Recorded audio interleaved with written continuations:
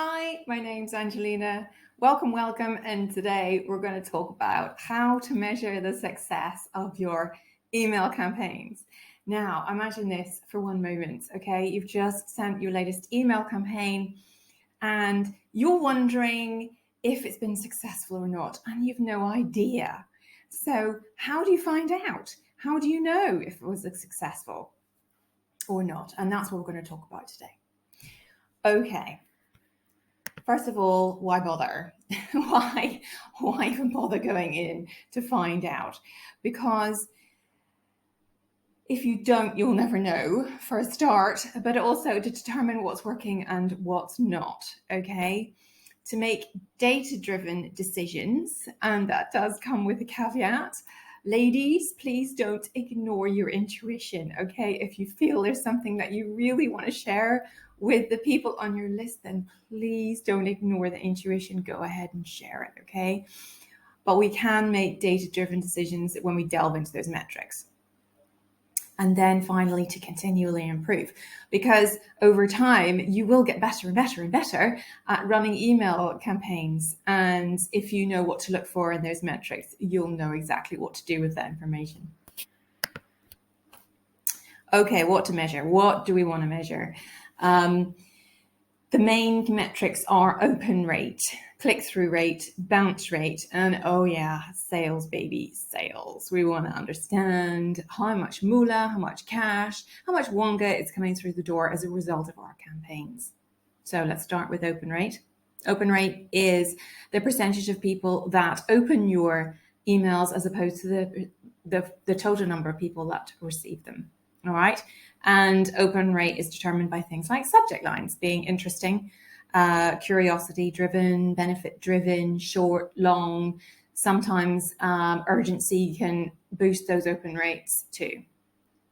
Click-through rate. So that's the percentage of people that click through on the links in your emails versus the number of people that are sent the email. So that's what to look out for. You want to really keep an eye on those click-through rates, because things like links embedded in the content of your email versus a nice big call to action button at the bottom of the newsletter can really influence click-through rates. And that's what you want. You want people to click. You want people to buy. Bounce rate. Okay, why is bounce rate important?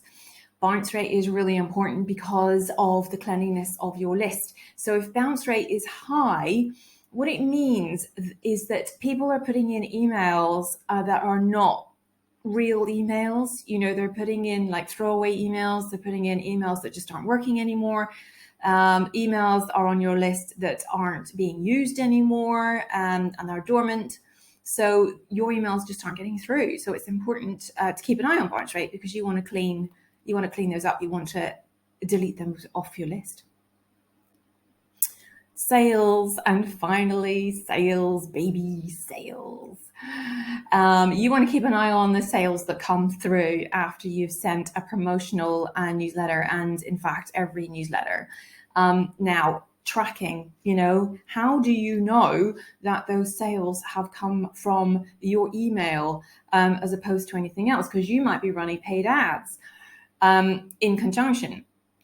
And it's really important to nail your tracking in this case, because most email service providers will provide a tracking snippet, which you can embed on your website. Get someone, pay someone else to do this if you're not techie or you don't want to do it yourself. You can pay someone else to do this, but make sure that's embedded on your website, and then you'll be able to tell very easily where those sales came from. Okay, so you can track them back to your emails. How to know if your metrics are absolutely fabulous or hideously awful, right? What to expect, because people ask me all the time, okay, how do I know if my metrics are good or bad? What should I be expecting? All right, so open rate. Now, open rates can vary, but they should be somewhere between 18 and 30%. Now, if you're getting 30% consistently, you are nailing it. And I mean, really nailing it. Don't worry, you're doing really well. But if your open rates are sort of 17, 16, 15%, then there's something not quite working there. And you should maybe look at switching up those subject lines, okay? Yeah, the reality is about 75% of the people that you send your emails to won't open your email. And that's just the way it is. That's just the way it is in the world of email marketing.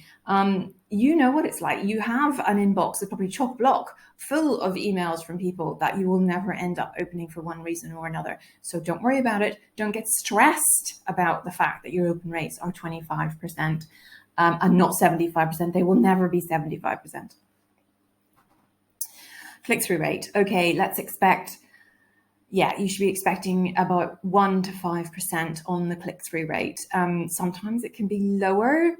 And don't forget that if you don't include a link in your newsletter, there won't be a click-through rate to look at. Okay, so don't panic if it's 0. You'll only see a click-through rate if you do include a link or a big call to action in your newsletter. Expect between 1 and 5%. If you're getting consistently 5%, you're nailing it. Bounce rate. Okay, let's have a less than 1% on bounce rate. Again, this is what I pertained to earlier, which is the number of defunct emails on your list, dormant emails, emails that people aren't using anymore, throwaway emails. We really don't want that to creep any higher than 1% max. So if it does, clean your list. And then what to expect from sales? Well, how long is a piece of string? The sales, that will entirely depend on your product. High ticket items, low ticket items will sell more frequently than high ticket items. It also depends on your industry as well. And one of the things you may not be looking for from your emails, may not be sales. So your objective may not be sales. You may be measuring on contact forms submitted or something differently. Okay, a story. I have a client and I was regularly sending out newsletters on behalf of this client. And basically one day I closed my eyes and I decided to do something differently. I really, really, really visualized the target market sitting in front of me, and I pretended I was having a good old chat with that person in the newsletter. Okay. Personality came through, it was genuine, and the words in that particular newsletter came from the heart. Now, it was about the product and it was about the brand, but the style and tone was very, very different to what would normally be sent out. I was a bit nervous, so I sent the email through, the draft version through for approval, and I didn't think the company would approve it because they're normally quite keen to hide behind their product, if you know what I mean. However, to my surprise, they did approve it and it sent out. Now, what happened next was absolutely nothing short of wonderful.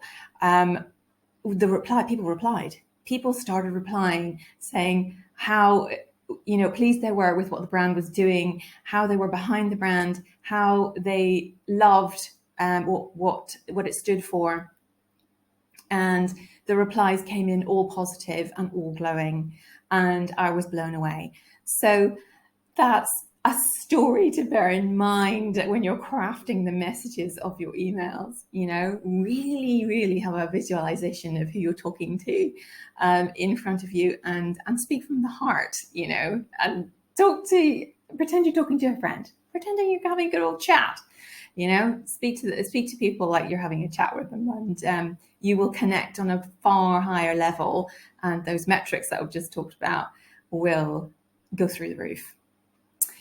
Okay, thanks for watching today. Underneath this video in the description area, you'll find a link to a free email marketing planner. It's a one-page planner, and I think it will really help you to clarify your objectives for your next email marketing campaign. So grab your copy of the free one-page email marketing planner using the link in the description below.